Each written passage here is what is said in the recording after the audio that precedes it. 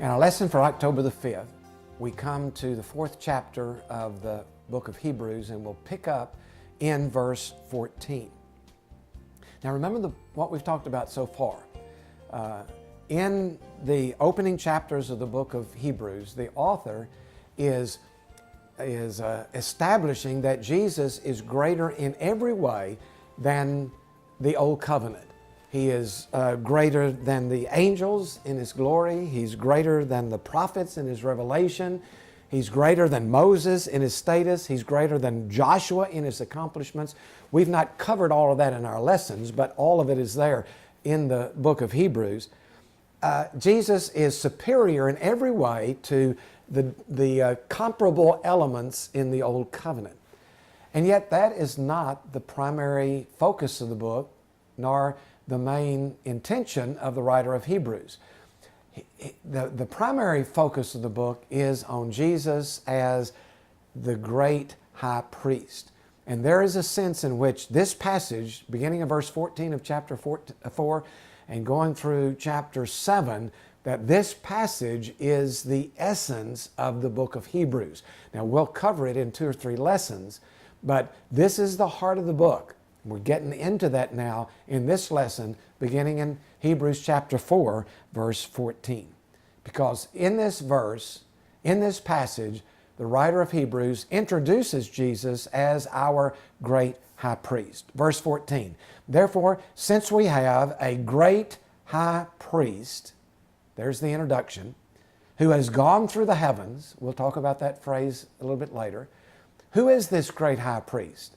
He is, the writer of Hebrews says, verse 14, Jesus, the Son of God.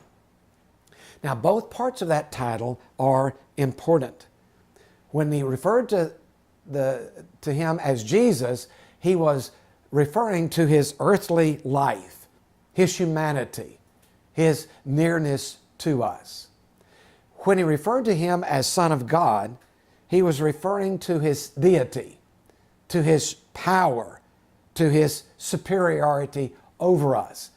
And both elements, Jesus like us, Son of God, superior to us, both of those elements are important in what he has to say about Jesus as our high priest. Now let me try to unpack that a little bit as we get into our passage.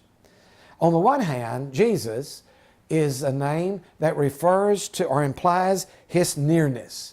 He had a name just like us. He lived on earth just like we do.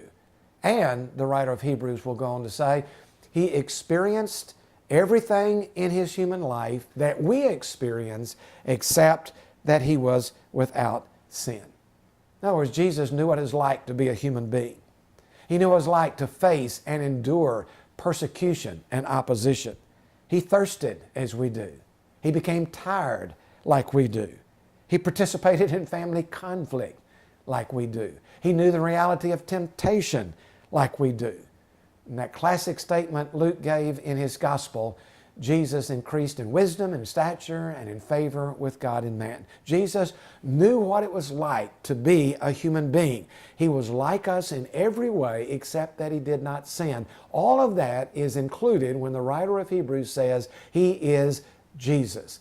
And that will be very important in his ability to carry out his role as our great high priest. On the other hand, the writer of Hebrews says, he is also the Son of God. And this term acknowledges his superiority over us. Jesus was like human beings in every way except that he did not sin. And the fact that he did not sin marks him with an extraordinary character that establishes the fact that he is more than human. He is more than like us. He is unlike us in this very divine, godlike way. So Jesus near us, Son of God, different from us. And it was the fact that he is both of these that enabled him to carry out his high priestly role. So what did he do? He says that the high priest negotiated something on our behalf